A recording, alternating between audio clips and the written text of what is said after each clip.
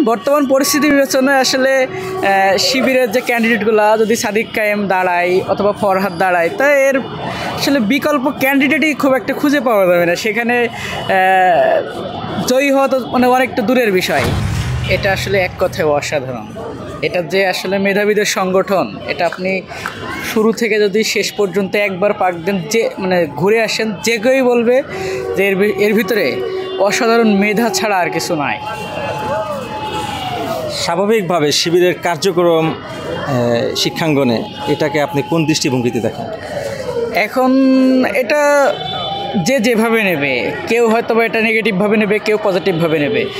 এই যেমন ধরেন শিবিরের একটা খুব অ্যাক্টিভ একটা কার্যক্রম আছে যে বইপাঠ প্রতিযোগিতা, সেখানে আমি যুক্ত আছি, তো সেটাকে তো অবশ্যই আমি ভালো বলবো। অনেকে এটাকেও আবার নেগেটিভভাবে নেবে। তো এটা আসলে মানুষ ভেদে মানে আউটপুটটা, ইনপুট তারা একরকম দিচ্ছে, এক একজন এক এক রকম আউটপুট নেবে। ছাত্রবান্ধব হিসেবে, শিক্ষাবান্ধব হিসেবে ছাত্র সংগঠন, ছাত্র শিবিরকে কীভাবে মূল্যায়ন করবে?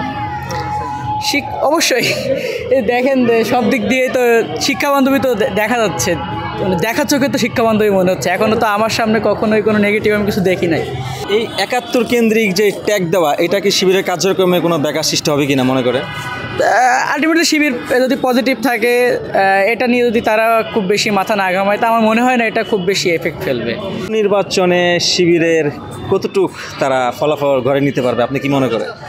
এখন বর্তমান পরিস্থিতি বিবেচনায় আসলে শিবিরের যে ক্যান্ডিডেটগুলো যদি সাদিক কায়েম দাঁড়ায় অথবা ফরহাদ দাঁড়ায় তা এর আসলে বিকল্প ক্যান্ডিডেটই খুব একটা খুঁজে পাওয়া যাবে না। সেখানে জয়ী হওয়া তো মানে অনেকটা দূরের বিষয়।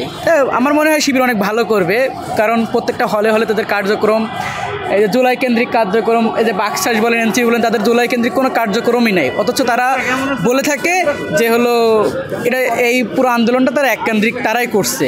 কিন্তু আসলে যে আমরা যে উদযাপন দেখলাম 5ই আগস্ট উপলক্ষে, তাদের কোনো আয়োজনই নাই। সেখানে শিবির যে এত বড় কার্যক্রম করছে, প্লাস প্রত্যেকটা কাজেই মানে বিশ্ববিদ্যালয়ের আন্ডারে শিবির খুব ভালো করতেছে। এখন দেখা যাচ্ছে এটা শিক্ষার্থীরা কীভাবে নেবে। যদি শিক্ষার্থীরা ভালোভাবে নেয়, আমি মনে করি যে শিবির অনেক ভালো ফলাফল করবে, আশা করবে। আরেকটা হচ্ছে শিবিরের কার্যক্রম ব্যাপারে আপনার সাধারণ ছাত্র হিসাবে তাদের কাছে আরও কিছু প্রাপ্তি বা প্রত্যাশা আছে কিনা আপনার? আসলে প্রত্যাশা তো সব সংগঠনের কাছেই থাকে। সবাই এখন কম বেশি, ছাত্রদলও খুব ভালো এখন ছাত্রবান্ধব কাজ করতেছে, শিবিরও করতেছে। তো আমরা আশা করব এটাই যত অব্যাহত থাকে। খুব বেশি আসলে আমরা আশা করি না ছাত্রলীগের আমলে যেমন ছিল তার থেকে তো এখন ভালো আছে। আমরা চাই না আসলে আগের মতো ফিরে যেতে, অথচ এই স্থিতিশীলতা বজায় থাকুক। আমরা এটাই চাই যে শুধু স্থিতিশীলতা বজায় থাকুক, খুব বেশি আমার কিছু চাই না।